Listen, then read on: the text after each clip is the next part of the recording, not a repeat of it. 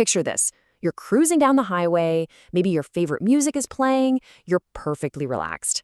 When suddenly, ding, a bright orange check engine light pops up on your dashboard. Now, most of us wouldn't just ignore that forever, right? We know that brushing off a little warning light today usually leads to a completely broken engine and a massive repair bill tomorrow. Well, welcome to today's Explainer, where we're looking at that exact same scenario, except it's happening inside your own body. We are talking about prediabetes.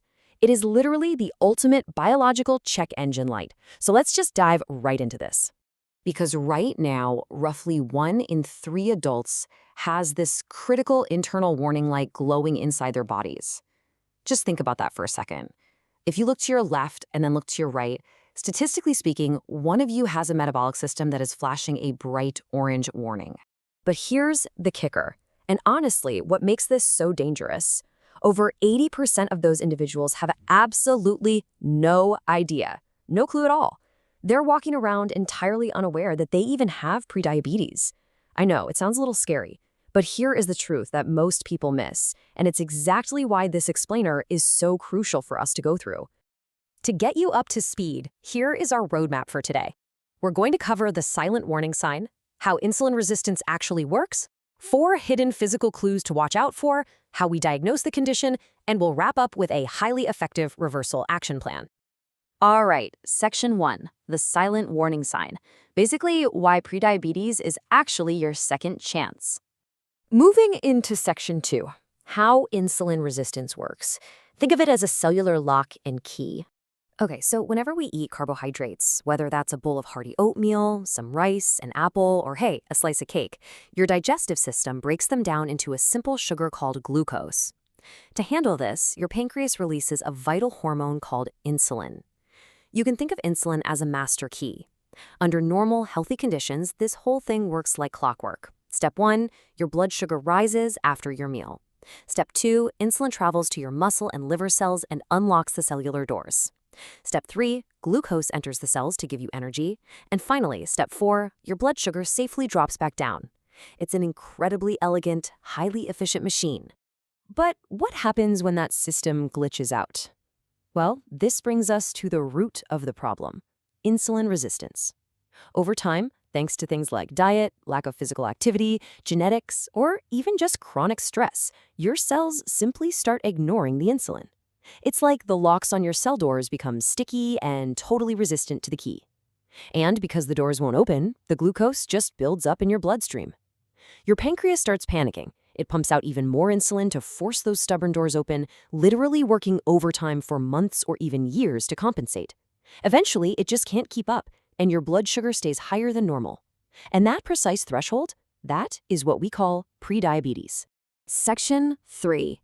4 hidden physical clues. These are your body's subtle distress signals. Now, because early high blood sugar doesn't cause dramatic pain or make you immediately ill, it's known as a silent condition. But your body is definitely dropping subtle signals if you know what to look for. Here are 4 clues that most people completely brush off: acanthosis nigricans, skin tags, the post-carb energy crash, and constant carb cravings. Let's break down exactly what these look and feel like. First, let's look at how this hormonal issue physically manifests on the outside. Acanthosis nigricans sounds like a spell from Harry Potter, I know, but it actually refers to velvety, darkened patches of skin, usually showing up around the back of the neck, the armpits, or the groin. A lot of people mistake this for dirt or a hygiene issue, but it's absolutely not. High insulin levels actually stimulate your skin cells to multiply rapidly, which causes this hyperpigmentation. The second visible marker is skin tags. You know, those small, soft growths of skin, especially around the neck, eyelids, or underarms? Those are also frequently linked to elevated insulin levels. Moving from the visible signs to the physical sensations, we have the infamous post-carb crash. If you've ever felt completely exhausted and totally brain-fogged roughly 30 to 60 minutes after a heavy carb-loaded meal, that is a major red flag. Your body is struggling to process the sugar, causing a rapid spike and then a very steep plummet in your blood sugar levels. And remember those sticky locks we talked about? Because the glucose can't enter your cells effectively, your cells are essentially starving for energy despite all that sugar floating around in your blood. They literally signal your brain that they need quick fuel, which drives these intense, constant cravings for even more sugar and refined carbs. It is a total vicious cycle. Section 4. Diagnosing the condition. Time for the objective medical benchmarks. You know the old saying, you can't manage what you don't measure. Objective blood testing is really the only definitive way to know exactly where you stand. Doctors typically rely on 3 key tests. First step is the fasting blood glucose test, usually taken after an 8-hour fast. Normal is under 100, but if you land between 100 and 125, you're in the prediabetes range. Second is the HbA1c test. Normal is below 5.7%, and prediabetes sits right there between 5.7 and 6.4%. Finally, there's the oral glucose tolerance test, which is measured 2 hours after drinking a super sugary drink. Under 140 is normal, but 140 to 199 flags as prediabetes. Now, out of those 3, the medical community heavily favors the HbA1c test. It is the absolute gold standard. Why? Well, because instead of just capturing a single snapshot in time, which, let's be honest, can be affected by what you ate last night or how stressed you are today, it reflects your average blood sugar levels over the past 2 to 3 months. It gives the most accurate, big-picture view. And listen, if you do test and land in the prediabetes range, do not panic. Like we said earlier, this result is just an opportunity to take immediate action. And that brings us perfectly to Section 5, the Reversal Action Plan. How small changes yield massive results. Here is the best news of this entire explainer. Prediabetes is completely reversible. You absolutely do not need extreme diets or harsh medications to turn this around. Just consistent, everyday changes across 3 main pillars. Let's look at the evidence-based strategy. Pillar 1 is smart nutrition adjustments. First, you want to prioritize soluble fiber, things like broccoli, spinach, bell peppers, legumes, and whole grains. Fiber is basically magic because it physically slows down sugar absorption in your digestive tract, preventing those massive blood sugar spikes. Second, use the healthy plate method. Forget complicated calorie counting. Just fill half your plate with non-starchy veggies, a quarter with lean protein like chicken or eggs, and the last quarter with complex carbs like sweet potatoes or brown rice. And third, and guys, this one is non-negotiable, eliminate liquid sugars. Sodas, sweetened coffees, fruit juices, they deliver a massive dose of rapid-absorbing sugar directly to your liver, which severely compounds that insulin resistance. Let's move to Pillar 2, strategic exercise. And honestly, this is a real game changer. Movement is incredible medicine here. Just taking a brisk 10 to 15-minute walk right after major meals acts like a natural insulin shortcut. When your muscles contract during that walk, they pull glucose straight out of your bloodstream to use for energy, completely bypassing the need for that insulin key. It's a fantastic hack for your body.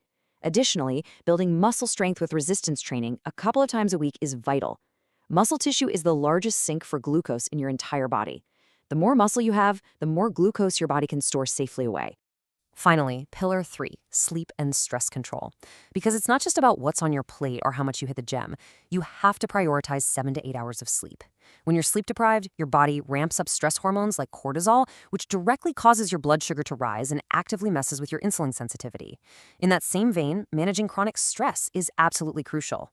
High stress keeps your body in this continuous fight or flight state. When your brain thinks it needs to fight or run away, it tells your liver to dump extra glucose into your blood for quick energy. But if you're not actually running from a tiger, that glucose just sits there, raising your blood sugar for no reason.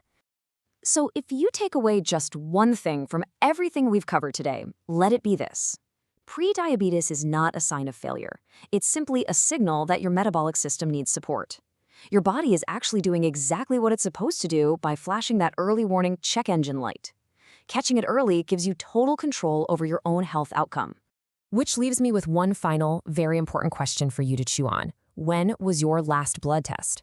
If you haven't had your blood sugar checked recently, especially if you're over 35 or have a family history of diabetes, make it a priority to schedule a simple screening with your doctor. Stop guessing and start knowing. If you found this explainer helpful, please give it a like and share it with someone who might really need to hear this empowering message. Make sure to subscribe for more structured, science-backed insights and drop a comment below letting us know what complex health topic we should break down next. Thanks so much for watching and stay proactive with your health.